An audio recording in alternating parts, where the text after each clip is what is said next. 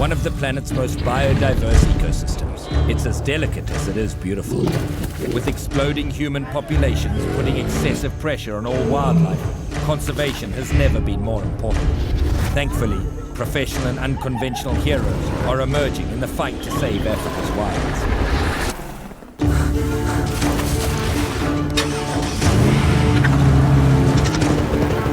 When people and animals collide, things are never simple. In this wildlife-human conflict, I'm often called in to seek out the truth, to find out what's really happening on the front lines, and identify the heroes who are making a difference. My name is Ivan Carter, hunter, conservationist, and wildlife investigator.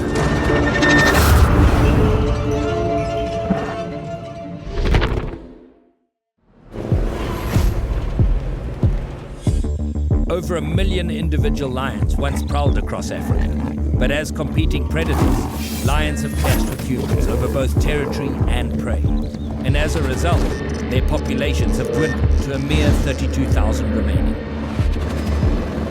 I'm in Zimbabwe, traveling through the W.A.R Valley Conservancy, where a very different story is playing out. Thanks to the innovative use of a 280-mile-long fence line to separate the humans and the lions, the Conservancy is home to the fastest-growing lion population in all of Africa. Today, I'm joining one of the main contributors to this research-driven success, Dr. Byron Dupree, to witness some of the work that goes into protecting these iconic predators. Byron has been studying lions in the W.A.R Valley Conservancy for over 5 years, spending almost as much time in the bush as the lions themselves. We're tracking the GPS collar signal of one of the Conservancy's most famous cats, and are preparing to tranquilize him for a routine checkup. Okay, I think he's on the move. Obviously, he shouldn't go far. Sure enough, we find the lazy lion lounging nearby. We've just seen him. Byron's gonna try and get a shot with a dart gun. Byron prepares a dart and takes aim.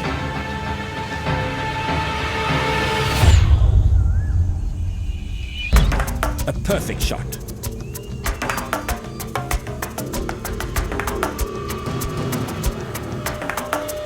But this is a tough old lion, and he's not quite ready for a nap. So the dart is in, it's been in for about 2 minutes. He's still pretty aware. Finally, the drug takes hold. He's just gone down. Yeah. And we can begin our work. This is Wilbur, one of W.A.R Valley Conservancy's most popular lions. He's such a distinctive lion because he's blind in one eye. So No way. he was first collared on a lion project in Botswana. GPS collars like the one we're replacing today are essential tools to better track, manage and protect the species. They actually decollared him because their study ended and he was no longer needed. And not long thereafter, he actually got kicked out of the area by the incumbent males. Male lions are highly territorial and will compete for control of land and fertile females. Once a lion grows old or his supporting males die off, it's common for them to be driven away by stronger or younger lions. Ended up south of W.A.R for a while, killing cattle in the communal lands. One day, we got a report he broke in through our fence. And how long ago was that? That was about 2.5 years ago now. He did all of that With one eye? with one eye. How old do you think he is, Byron? We know that he's over 10 years old based on the records from the project that had him collared originally. At over 10 years old, Wilbur has arguably been studied more than any other male lion in Africa. Having said that, his teeth are actually in very good nick for an animal his age, and obviously he's of very good genetic stock, having been through what he's been through. So has he bred since he been in here? Yeah. So some of those great genetics are here too. Breaking into this property, Byron, might have been the thing that saved this guy's life. Eh? Absolutely, Alan. What a great story. As Byron administers the reversal drug, I enjoy a final moment with this amazing lion. Wilbur serves as proof of how important a single animal's life is, not just for one, but for two populations of his species. I'm starting to understand why indeed this is one of the last hopes for the African lion. When you can see a population of over 500 lions peacefully existing and proliferating on a property like this, it makes me realize that conservancies modeled after this are truly a great hope for the African lion.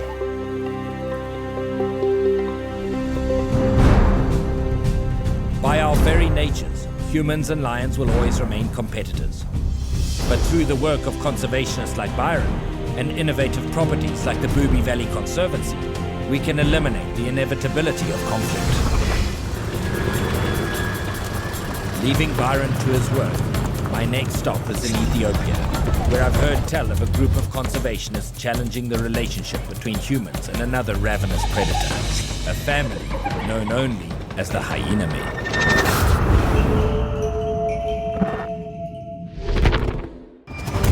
After learning about the conservation efforts being used to protect lions in Zimbabwe, I've traveled to Ethiopia in search of a local family who's helping to protect one of Africa's most misunderstood predators.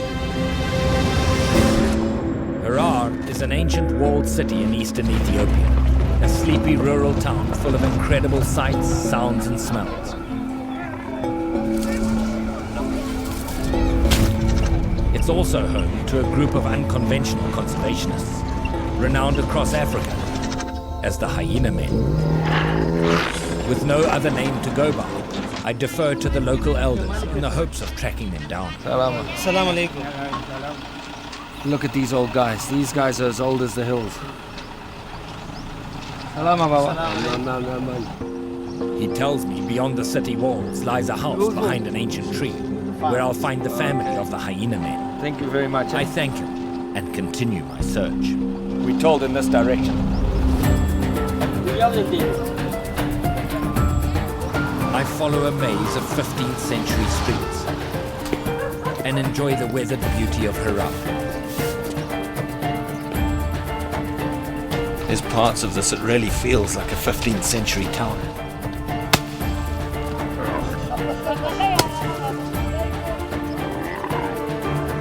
Finally, just outside the ancient city walls, I spot what must be the ancient tree. I speak with the locals to see if I'm on the right track. How are you? Well, I'm told this is the house where this hyena family actually live. And sitting in front of his quiet home, the hyena man himself awaits. He introduces himself. So we finally found Yusuf. Yusuf, eh? Yusuf. How are you? He's one of the famous hyena men, and he apparently learnt this from his father. Yeah, okay. He treats me to some traditional Ethiopian hospitality and tells me his story. In the old days, he says his grandfather and his great-grandfather used to hate hyenas, just like everybody else around Africa. Hyenas have historically been portrayed as dastardly creatures in local folklore due to their iconic cackling voices and sinister appearance. Striped hyenas are smaller, warier scavengers compared to their larger spotted hyena cousins, who tend to kill over 60% of what they eat. Mistakenly thought of as cowardly creatures, hyenas are infamously ravenous and well known for driving larger predators like lions off of a kill, which can cause problems when they start looking to livestock for a meal. One day, one of his ancestors was feeding their dogs meat from the local butchery, and he noticed some young hyenas coming and feeding on that. They perceived that by feeding those young hyenas, if they were to keep them full and be friends with them, maybe the hyenas were not going to eat their goats and their cattle, and the conflict would disappear. So this whole tradition has started because of conflict. And so, with patience and dedication, a bond was formed between these humans and hyenas that would span generations of both species. And the legend of the hyena men was born. Today, the hyenas are not at all dangerous to humans. They come in the city at night. People accept them. And so he believes that by his feeding the hyenas, he's not only taught the hyenas to not fear humans, but he's taught the humans to not fear hyenas. It's a beautiful example of harmony with the species, rather than the regulation of it. Now Yusuf is passing that legacy on to his son, Abbas. Yes, Abbas. 7:30 tonight, his son will take us out and show us how to feed the hyenas, and even his grandchildren are going to be there as well, also learning how to feed the hyenas. Thank you very much. Thank you. Okay, we see you tonight. Okay. But as the day fades to night over Harar, I'm very aware that I've never been face to face with a wild hyena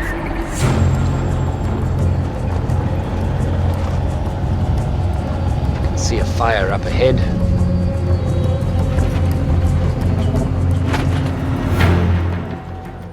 Abbas and his son have begun burning animal fat, an old technique used to attract the hyenas.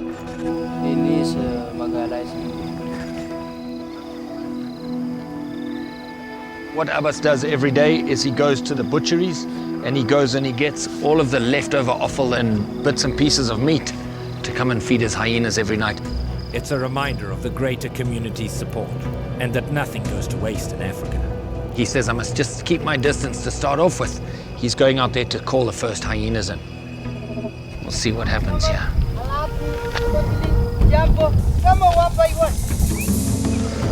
Calling out to them by name. Whether these wild animals respond is another story. So we've just got to keep quiet until the first few come here. And at that point, once he's fed a few, then they'll all come. That's what he said.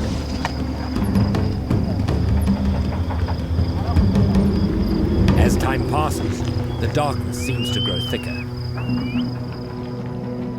Abbas's patience is impressive, as are his nerves. Well, so far, no hyenas. They're around and we can hear them whooping every now and again and growling, but nothing coming in to feed yet. They're close, but Abbas tells me that the hyenas seem to be more hesitant than usual.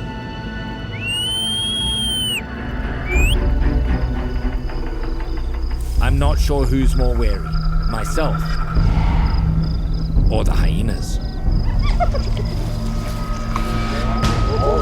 Like a choir of the night, the cackling grows.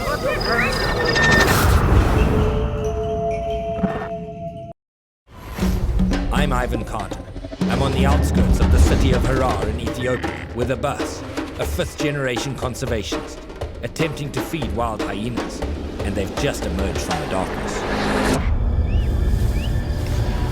Well, we just saw our first eyes in the bush, and when we shone the light on there were 4 or 5 hyenas. Listen to them, listen to them. They're giggling behind me.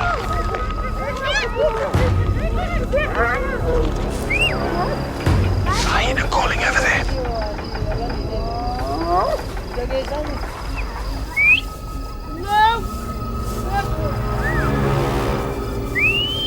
Here comes the first one.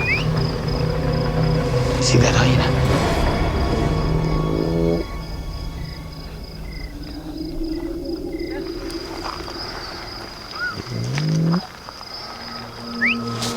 This is so cool.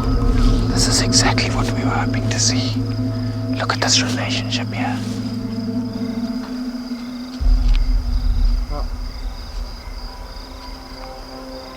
Look at this. Just look at this relationship. It's unbelievable. Skirting the line between elation and hesitation, I approach.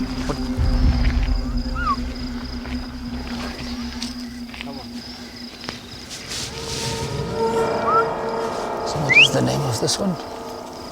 This one, an alto. Pretty intimidating, huge animal.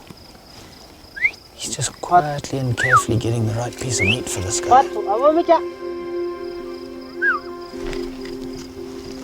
Check at that. It's unbelievable. So this is the first one that's coming. This is a perfectly wild hyena. And for the last 80 years, this guy has learned from his father, who learned from his grandfather, what this is all about. And to think that this was all initially to try and eliminate the conflict between hyenas and humans. It's an incredible display of empathy from Abbas and his family for a species historically killed off at the first sign of conflict.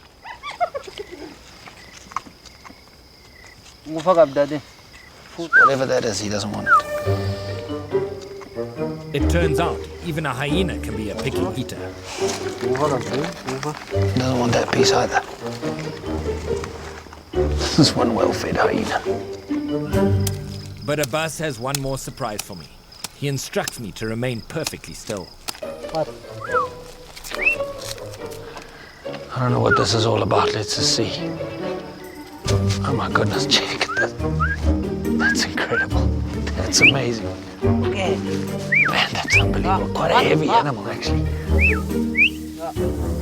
Jaltu, Zarartu, Adakamar, Ibsa, Ibsitu, Hot. Here comes everybody out of the bush. Thanks to Alto's fearlessness, the rest of his family finally comes out to join us. Sitting here in the middle of Ethiopia, surrounded by hyenas. This is a very cool experience. Smelly experience, but a cool one. Conservation takes many forms, and this is one of the most unconventional examples I've ever experienced. But the effects of the hyena men's work are distinct and profound. By providing for these hyenas, the predators have ceased hunting livestock. The community no longer see them as a threat to be removed, and all live in a harmony seldom seen around Africa, or the world at large. Okay. It's good, eh? Okay. Very nice. Thank you. Okay. Yeah. Inspired by the work of the hyena men in urban Ethiopia, I'm curious how things have changed in the remote parts of the country.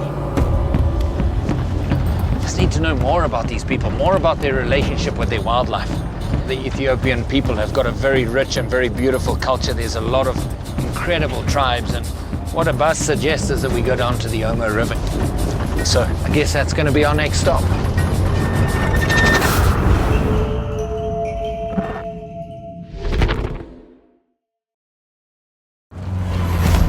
I'm traveling across Africa, exploring unconventional conservation efforts and the heroes behind them. After feeding hyenas in Ethiopia, I've traveled into her borderlands in search of her renowned tribes.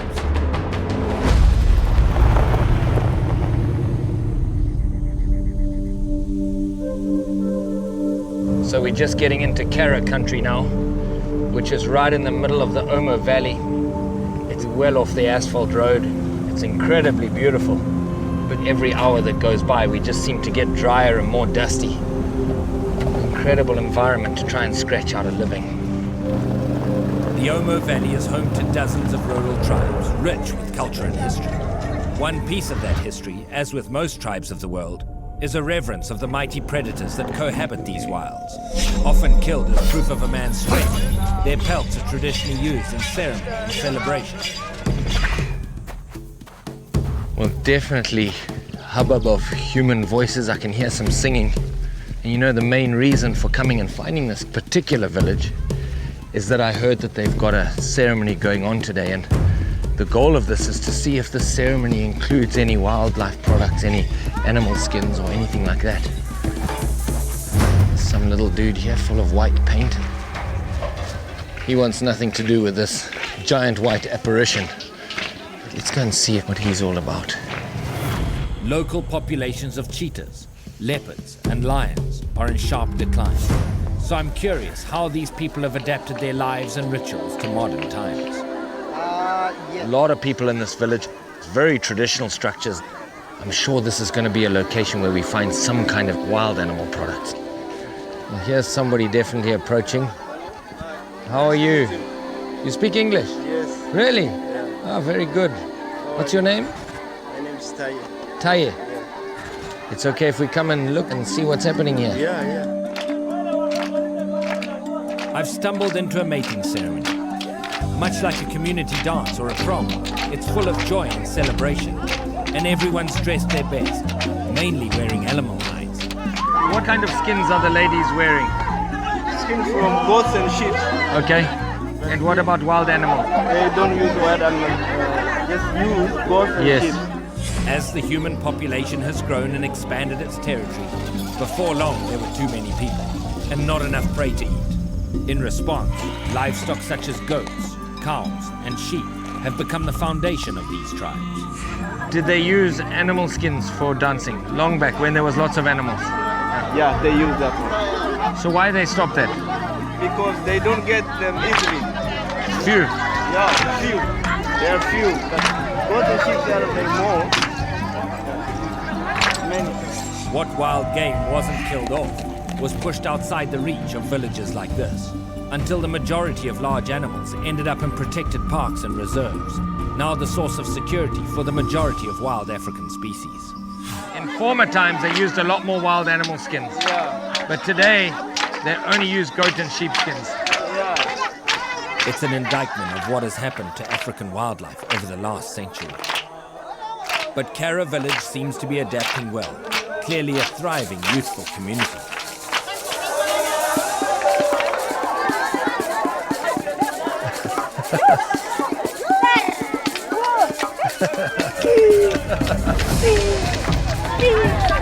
I think she definitely fancies me.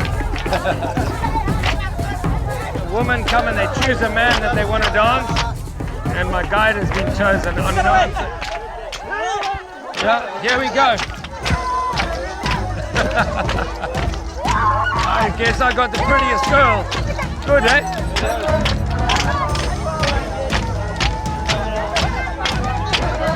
There we go.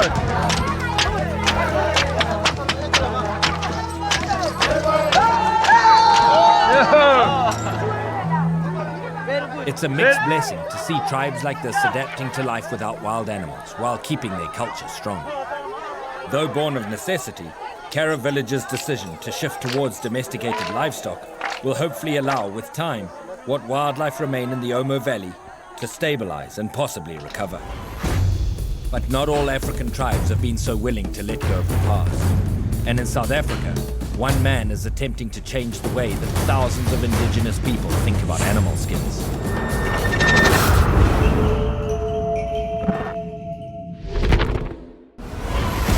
I've been traveling across Africa, finding unsung heroes of wildlife conservation. After learning how tribes in Ethiopia have reacted to declining local wildlife populations, I've journeyed back to South Africa to meet an ingenious entrepreneur battling to save one of Africa's most iconic species. Tristan. Ivan, how are you, man? Hey, thank you so much for making time for me. I really appreciate it. Tristan Dickerson is a South African biologist currently in charge of Panthera's Furs for Life, the world's largest leopard conservation operation. Leopards are one of the 5 big cat species native to Africa. Renowned hunters, they can run at over 30 miles an hour, and their powerful jaws allow them to easily carry a kill weighing over 200 pounds into a tree to be consumed without disturbance. But for generations, their strength and hunting prowess have made them targets for honor-seeking men who hunt them for their iconic patterned skins. And in South Africa, no community reveres the leopard more than the Zulu people. Over 5 million Zulus are part of the Shembe Church, and once a year, tens of thousands of them attend a traditional ceremony, many of them wearing a leopard pelt. With their populations ever growing, the demand for leopard skins has been devastating for the species. For years, Tristan has been doing everything he can to educate people about the vulnerability of leopards. Now he hopes to solve the traditional indigenous issue using a needle and thread. And I bet you this is the only set of scissors in the whole world that's covered with leopard skin. It's got leopard skin handles for comfort. Let's have a look in here. So these are rolls of leopard skin. It may look like the real thing, but these skins are artificial, made entirely from fabric and clever design. This is how we get it from the factories. And how long is this roll of fabric? We order 2 kilometers at a time 2 kilometers at a time. of leopard skin. Yeah. If you get 2 kilometers of leopard skin, how many garments can you make from that? 2 kilometers of leopard skin, we're looking at about 5,000 garments. So with 2 kilometers of leopard skin print, you can save 5,000 cats. Exactly. Tristan takes me into his workshop to show me the results of his work. So this is a garment that the Shembe would use just like this, correct? Exactly. Here we've got a tail and the 2 back legs hanging over the shoulders. This is what the Shembes would wear. How much does it cost you to put these together, Tristan? You're looking at about $20, 250 Rand, where the real thing is 5,000 Rand. And that's where the difference is. It has to be affordable to the masses. An ingeniously simple solution. How many skins do you think were getting used in that church? How many leopards were having to die on a regular basis for those ceremonies to carry on? We've estimated about 18,000 leopard furs. 18,000? Yeah. By the end of 2015, Furs for Life had distributed over 10,000 fabric furs, thus saving thousands of leopards. And interest has only grown since then. We've got elders of the church wearing the skin proudly in front of all the other followers. Wow. This is about conserving the future. We're conserving a species whilst conserving a religion, conserving culture. Fantastic. Congratulations on what you guys are doing. Thank you for your time, mate. Thank you.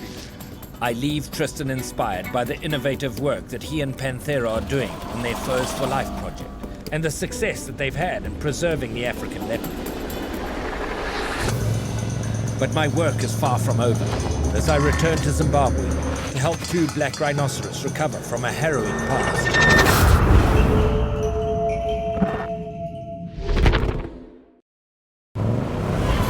My name is Ivan Carter. While meeting innovative heroes of wildlife conservation in Africa, I found my way back to the Booby Valley Conservancy in Zimbabwe, where 2 young rhinos are about to take a big step towards recovery. Overall, the number of large wild animals in Africa has dropped by more than half in recent decades, and few species have suffered more than the rhinoceros. Poached for their horns to be sold into a billion-dollar Asian market, rhino populations have declined as much as 90% since 1970. On the front lines of this war to save the rhinos is Blondie Leatham. A former Zimbabwe Parks and Wildlife Ranger, Blondie is now in charge of the Booby Valley Conservancy. One of the main focuses of the property is wildlife rehabilitation. Today, Blondie is releasing 2 orphan black rhinos with incredibly sad stories. Blondie, this is a big day for you, eh?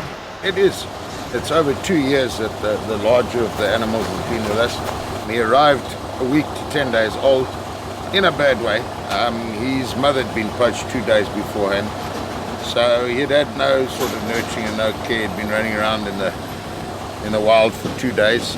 And we've had him over 2 years, and now he's being returned to the wild. Chap Masterson, the wildlife vet overseeing today's operation, tells me the second rhino's tale. His mother had been shot through the eye, lost the sight in both her eyes. And he was born in the Boma under quite grotty circumstances, raining, and he just had a rough life from the very start. Black rhinos like these are smaller but far more aggressive than their white rhino cousins. While this can allow them to scare off poachers before an encounter becomes fatal, they are often left injured in the process, like the mother of this little one. So it's great now to see him thriving, see him so healthy. He's got a mate. Thankfully, heroes like Blondie and his team at the Booby Valley Conservancy are quick to respond to animals in need. These 2 rhino, their meaning is so much greater. They represent the success of a rehabilitation program. It's a day where these rhino that came in with hardly a glimmer of hope in their eye, victims of poaching, will go back into the wild. And these are going to be the nucleus of the next generation of rhinos on this property.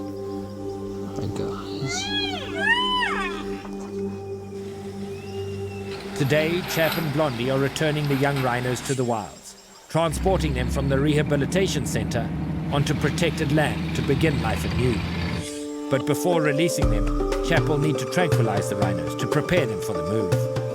It's a very necessary stress to get them to the next step of their lives, which is going into this 40,000-acre property. It takes a lot to protect that size of property. It takes a lot to protect, but it gives them the space to give them the chance to really breed and compete with off-take from poaching, you know?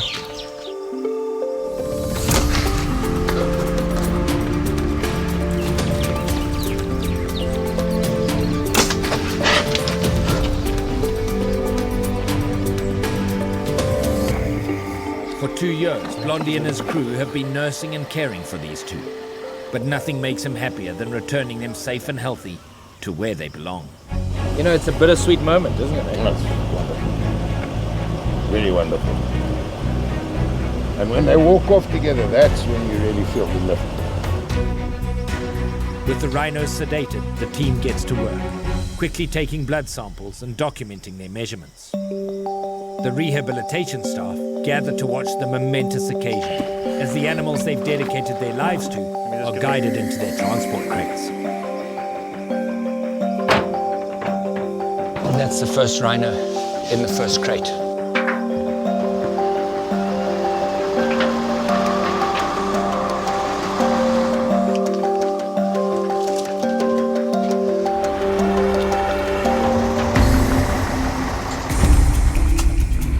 about an hour's drive to their new home, a central part of the conservancy with thick bush and abundance of water, the perfect environment for these rhinos.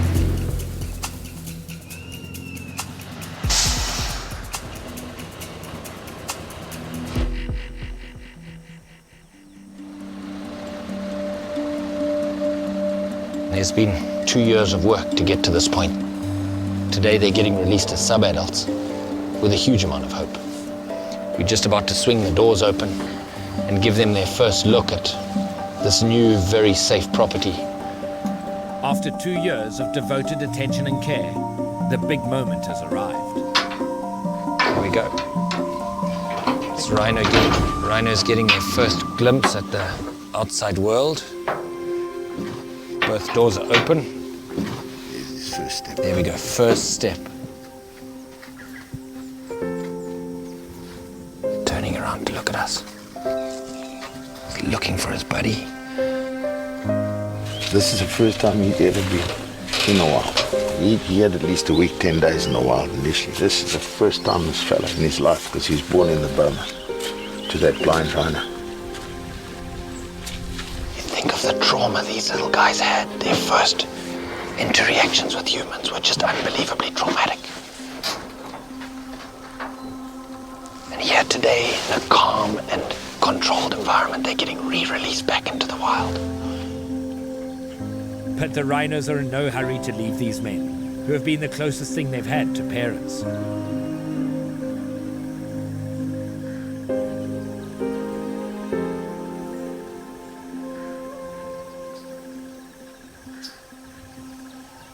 Come on, you're gonna have to chase these rhinos away. With tens of thousands of acres at their doorstep, the rhinos have decided to call a 10-foot patch home. Oh no, it's gone to sleep. Does he lay down there? Well, these rhinos have spent the last 2 years in an enclosed area, and it just seems that they took one look at the bush out here and went, no ways, we're going to stay next to the crate. But they've also never walked in the wild before. I think it's pretty intimidating out there for these little guys. But eventually, as all children learn, taking that scary first step is just part of growing up. And together they venture out into the brave new world. At least they got each other. Yeah. That's a big thing. Thanks to the tireless efforts of Blondie and the Booby Valley Conservancy, 2 more black rhinos have been given a second chance at a long and peaceful life. With luck, they will breed and help rebuild their once mighty species. Back in South Africa, another property is attempting to rejuvenate a different species, and an old friend of mine is about to delve into uncharted territories.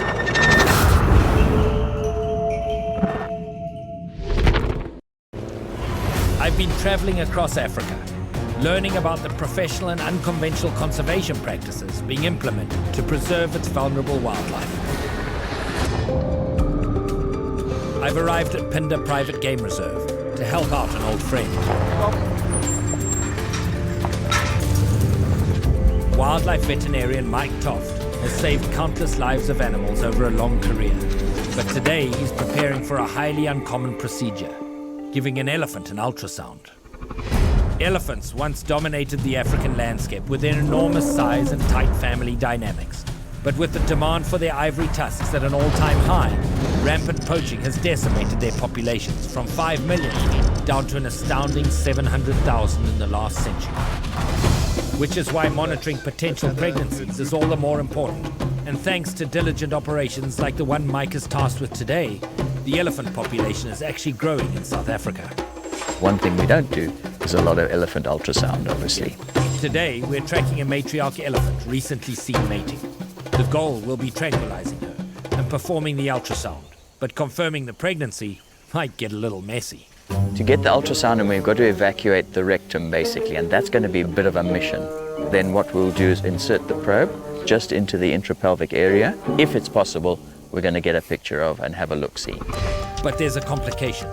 The matriarch in question has a calf, so we'll have to separate them for the operation, and then work quickly to reunite them as soon as possible for the sake of the young elephant. To further complicate matters, we'll be replacing the elephant's tracking collar at the same time. so there'll be a lot to be done in a very short window. Darting and collaring an elephant is quite a big exercise. Elephants move around in herds. So we've got a team of the anti-poaching unit. What they're going to be doing is once the elephant cow is down, making sure that the rest of the herd doesn't come in while we're changing out the collar. We've got a collar right here. As you can see, this is a significant piece of equipment.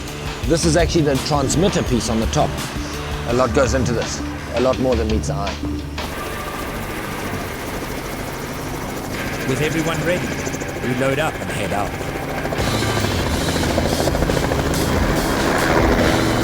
Here we go, all of this planning, all of this preparation, and we're off into the first step.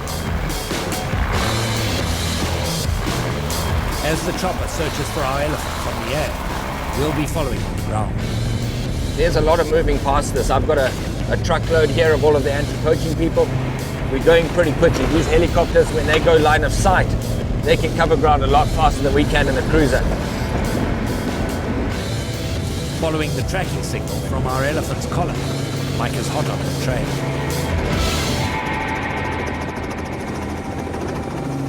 The air team spots her. Luckily, she's not with her herd. But as expected, her offspring is staying close beside her. Mike takes aim from the chopper, but the elephants are quick to react and use the thick forest as cover. Mike cannot get a clear shot.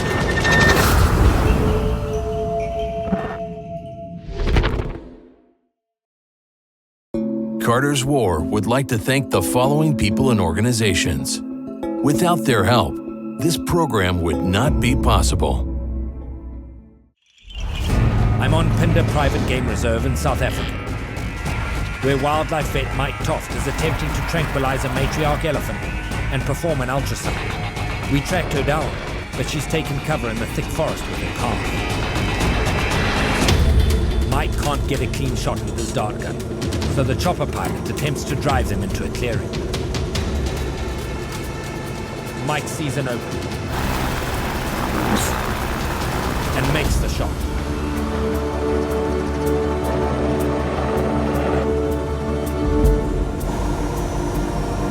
Frightened, the young elephant runs away. Once Mike is on the ground, the chopper will keep a close eye on it while we perform the operation.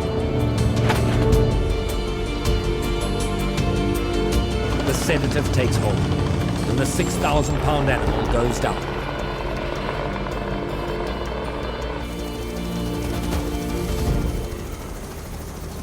Just like with the rhino, one of the effects of the drugs is to dilute the pupil. And so the first thing we're doing is just flopping the ear forward to keep that eye in the shade. With the mother secure, we go to work, quickly replacing her GPS collar. You can hear her breathing nice and calmly. Elephants can't breathe through their mouths, so the trunk must be kept open. But before Mike and his team can perform the ultrasound, we must clear any obstructions remaining in the rectum. Never afraid of a messy job, I step up. Donning a glove and lubricating it as best I can, I get in position and dive in. It's hot in there, isn't it, eh? Sure. Nothing in there. Definitely better job with a glove rather than not. Just to be safe, Mike double-checks my work. Oh, what a pleasure. We don't have to empty anything. It's 100%. With the way clear, we can proceed with the ultrasound. Mike and his team prepare the probe and move it into position. The probe is actually working very nicely. The gestation period for an elephant is almost 2 years, so if the pregnancy is far enough along, we should see it here. The verdict? Well done. I think you've done superbly. I actually don't think she is by the look of things. There is obviously just a slight possibility, so we'll draw a blood sample and we'll then double check that and see what we've got. Okay, well done. That's fantastic work. Mike collects the blood samples and administers the reversal drug. The entire process taking less than 10 minutes.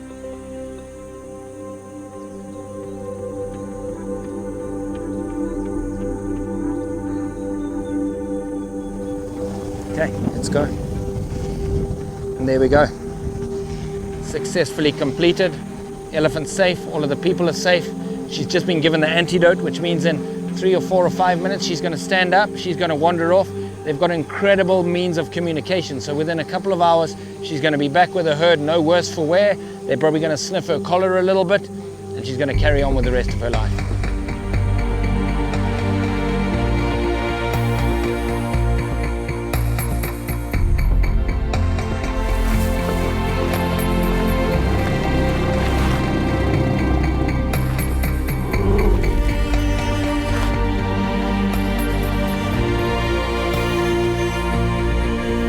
After a job well done, the team looks on as this beautiful mother rises. Soon she will be reunited with her calf and the rest of her herd.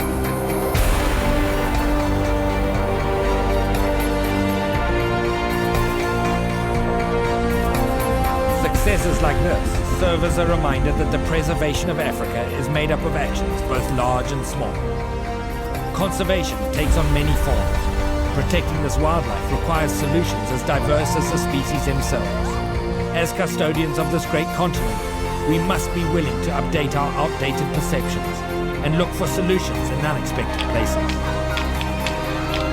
As long as we support heroes like these, Africa is in great hands.